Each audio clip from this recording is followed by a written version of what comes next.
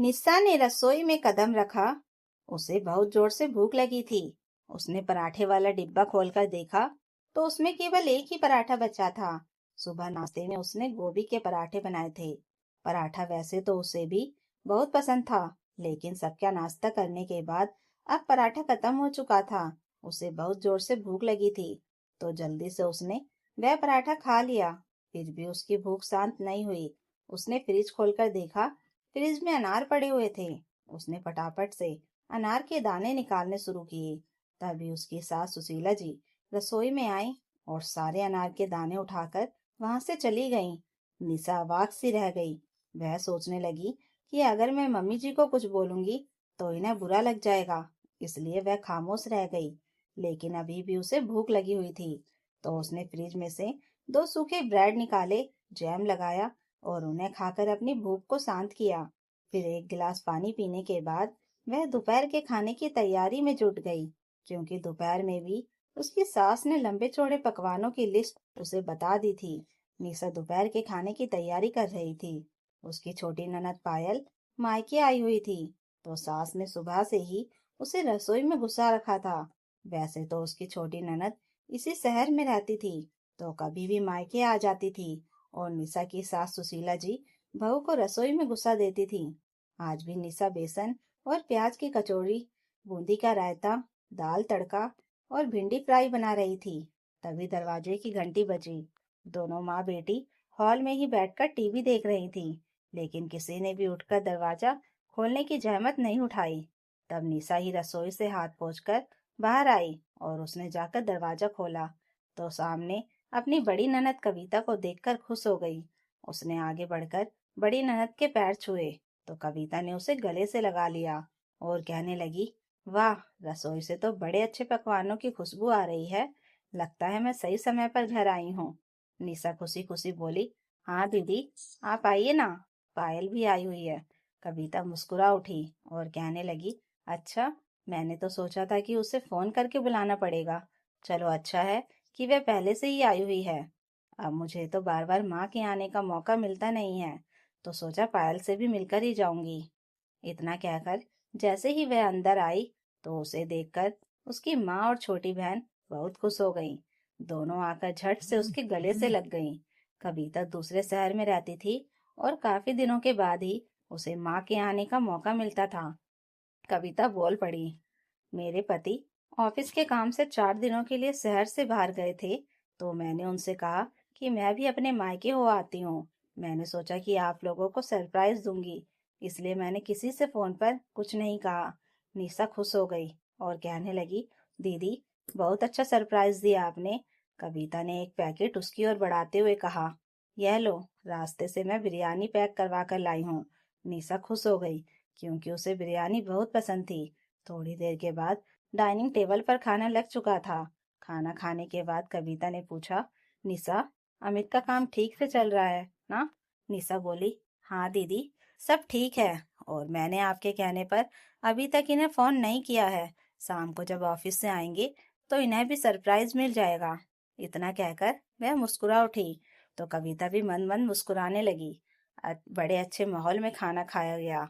उसके बाद पायल बोली, दीदी, चलो ना, आज शॉपिंग पर चलते हैं, मॉल में सेल भी लगी है।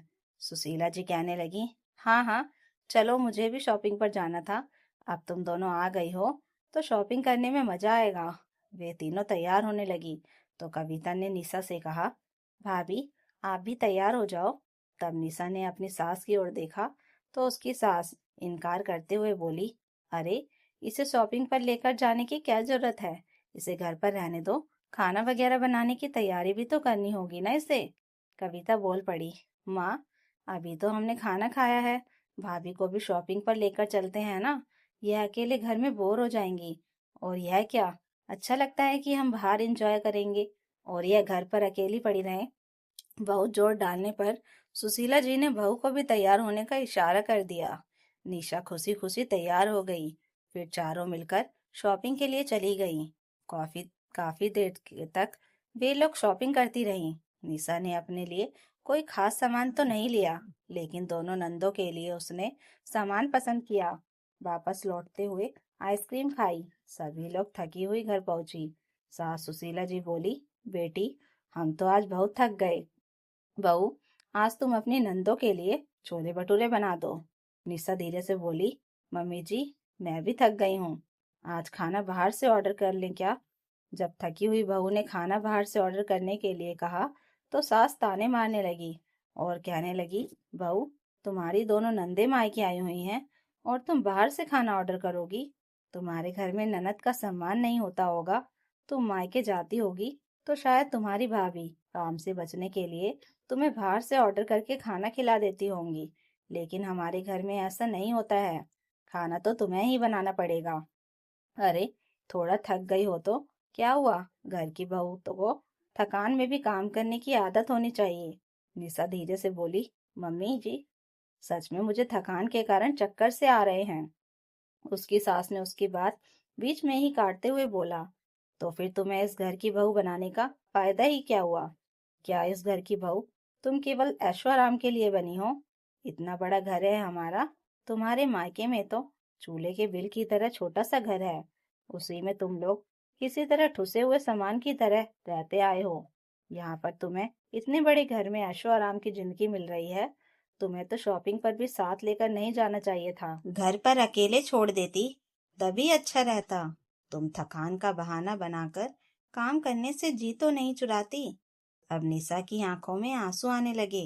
बिना किसी गलती के उसकी सास उसे काफी कुछ सुनाए जा रही थी। तभी उसकी बड़ी ननद कविता बोल पड़ी, माँ जाने दो ना, भाभी थक गई हैं, हम बाहर से ही खाना मंगवा लेते हैं।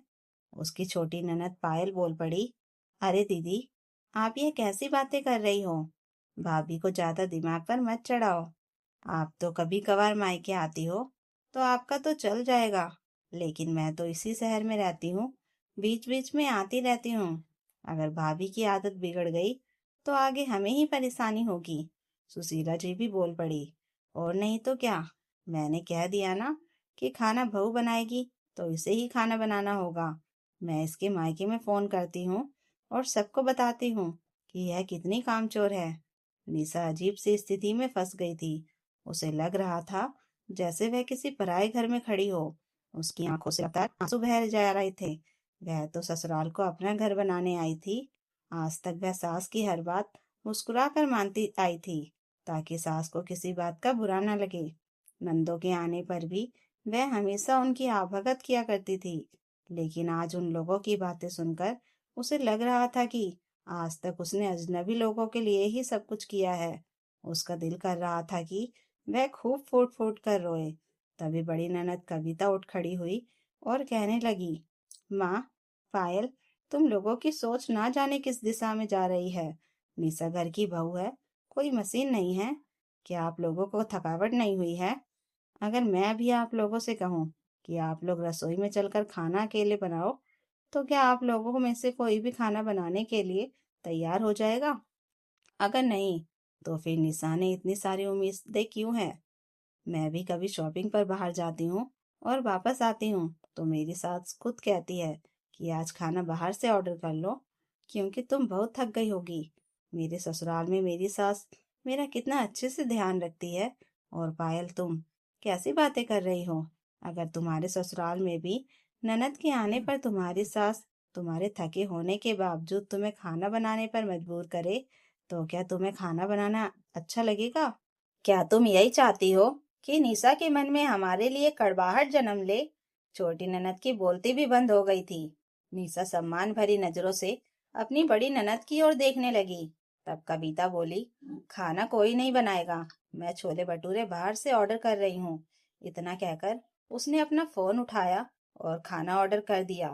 फिर निशा के कंधे पर हाथ रखते हुए बोली, जाओ भाभी, तुम भी हाथ मुंह धोकर कपड़े बदल लो, थोड़ी देर में खाना आ जाएगा, तब तक अमित और पापा भी घर आ जाएंगे। फिर अपनी माँ से बोली, माँ कभी कभार हम बाहर वाला खाना मंगवा कर खा लेते हैं, तो फिर जब बहू थकी हो तब बाहर से खाना क्यों नहीं मंगवा सकते?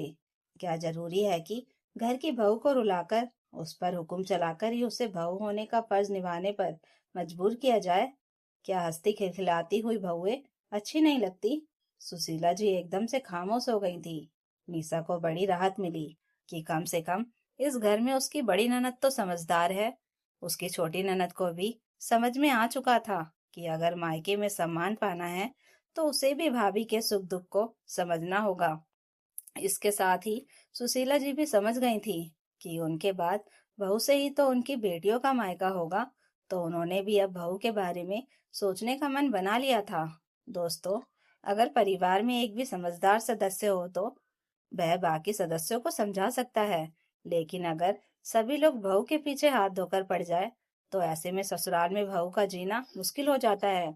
तो दोस्तों, अगर आपको यह कहानी अच्छी लगी हो तो कमेंट करके जरूर बताइएगा और नई कहानियों के लिए चैनल को सब्सक्राइब जरूर कर लीजिएगा। Thank you for watching.